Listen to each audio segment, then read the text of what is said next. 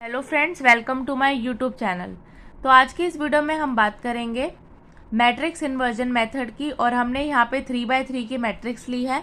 तो सबसे पहले हम यहाँ पे ए को निकालेंगे, तो वो आ जाएगा आपका 2 8 5 1 1 1 1 2 -1।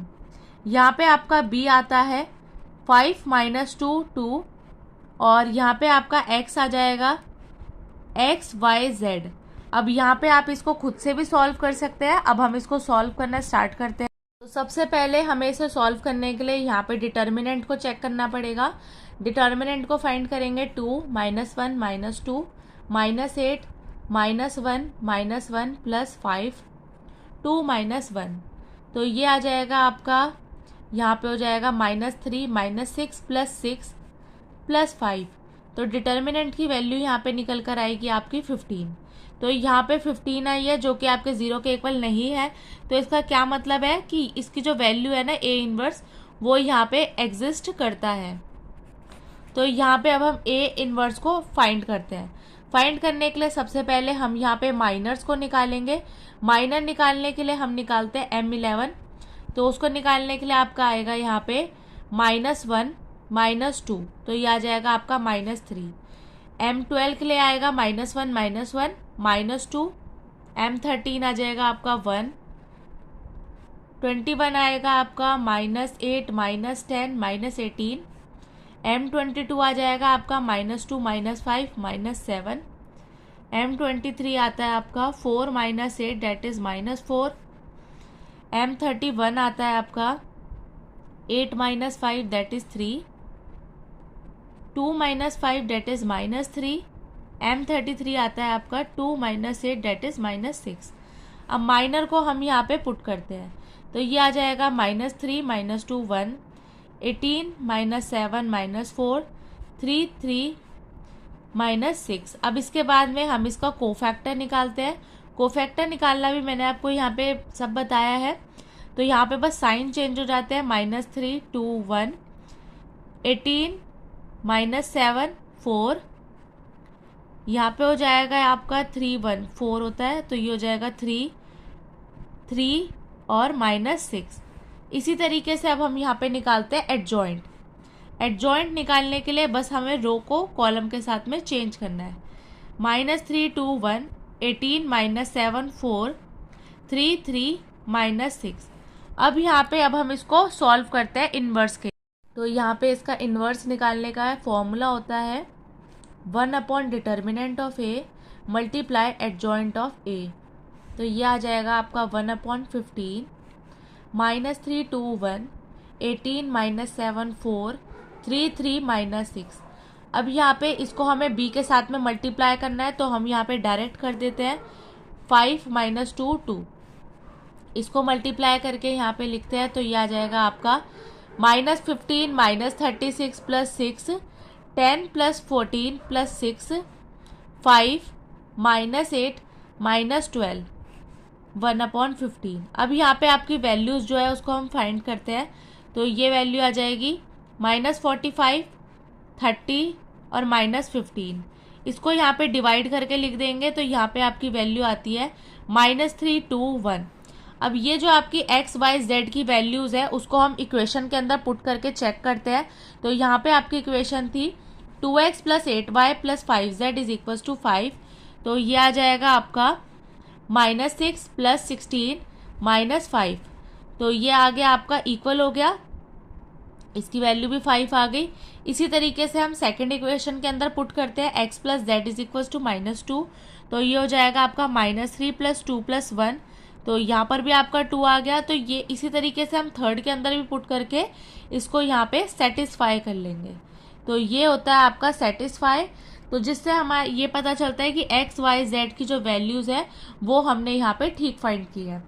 अब यहाँ पे हम दूसरा क्वेश्चन लेते हैं। तो हमने यहाँ पे क्वेश्चन नंबर 2 लिया है, इसको हम सॉल्व करते हैं। सबसे पहले हम यहाँ पे लिखते हैं मैट्रिक्स ए 2 -1 3 1 2 -1 0 5 -5। अब इसका यहाँ पे हम डिटर्मिनेंट निकालते हैं। तो ये आ जाएगा आपका 2 ब्रैकेट 10 + 5 + 1 -5 + 3 5, ये आ जाएगा आपका -5, -10, -5 +15, तो ये सब कैंसिल हो जाएगा, तो डिटर्मिनेंट ए आ जाएगा आपका 0। अब हम यहाँ पे चेक करेंगे कि आपका एडजॉइंट जो है वो आपका बी के साथ में मल्टीप्लाई करके 0 बना रहा है या नहीं बना रहा। तो एडजॉइंट निकालने के लिए सबसे पहले हमें यहाँ पे निकालना पड़ेगा माइनर, इसके बाद में हमें निकालना पड़ेगा कोफैक्टर, फिर आता है आपका एडजॉइंट, उसके बाद में आएगा आपका इनवर्स। तो ये सब हमें यहाँ पे फाइंड करना है, तो माइनर निकालते हैं। तो यहाँ पे हमने एडजॉइंट को यहाँ पे फाइंड करना है। माइनर निकालने के लिए हम यहाँ पे करेंगे -10 +5 -5 5, ये आ जाएगा आपका -5, और यहाँ पे आ जाएगा 5 -15 -10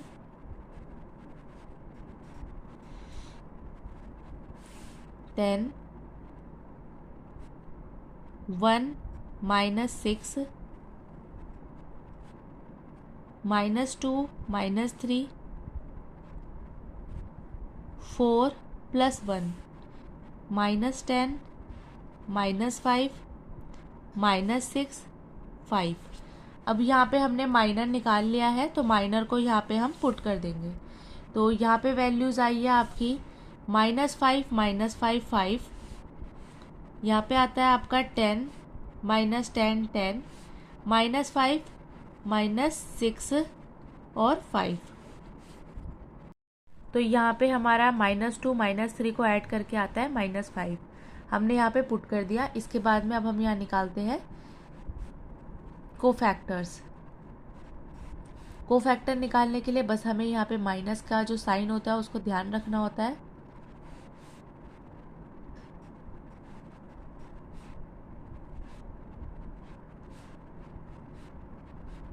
अब हम निकालते हैं एडजॉइंट। -5 5 5 10 -10 -10 -5 5 5। अब यहाँ पे जो आपका एडजॉइंट है उसको हम यहाँ पे मल्टीप्लाई करते हैं बी के साथ में। Adjoint of A multiply B, तो इसको बी के साथ में यहाँ पे लिख लेते हैं 1 2 3। मल्टीप्लाई करके हम लिखते जाएंगे -5 + 20 -15 5 -20 + 15 5 -20 + 15। तो यहाँ पे इसको हम फाइंड करेंगे तो ये आ जाएगा आपका 0 0 0। तो यहाँ पे हम बोल सकते हैं determinant of A is 0, adjoint of A into B is also 0। तो यहाँ पे आपके जो सॉल्यूशन है वो क्या आएंगे, इनफाइनाइट मैनी सॉल्यूशन। तो यहाँ पे बहुत सारे सॉल्यूशन जो यहाँ पे बनाए जा सकते हैं। तो बहुत सारे सॉल्यूशन के लिए हमें यहाँ पे थोड़ा काम करना पड़ेगा, तो हम यहाँ पे लिखते हैं। तो यहाँ पे हमें दोनों इक्वेशंस को लिखना पड़ेगा और उसके बाद में हमें तीसरी इक्वेशन वहाँ पे निकालनी पड़ेगी। तो इस तरीके से मैंने यहाँ पे आपको एक और क्वेश्चन में इसको करवाया था। तो सबसे पहले हमने यहाँ पे दोनों इक्वेशन लिखी और z वाले टर्म को हमने दूसरे साइड पे लिख दिया। अब यहाँ पे हमारा आता है 2 -1 1 2, b आता है आपका 1 -3z 2 + z।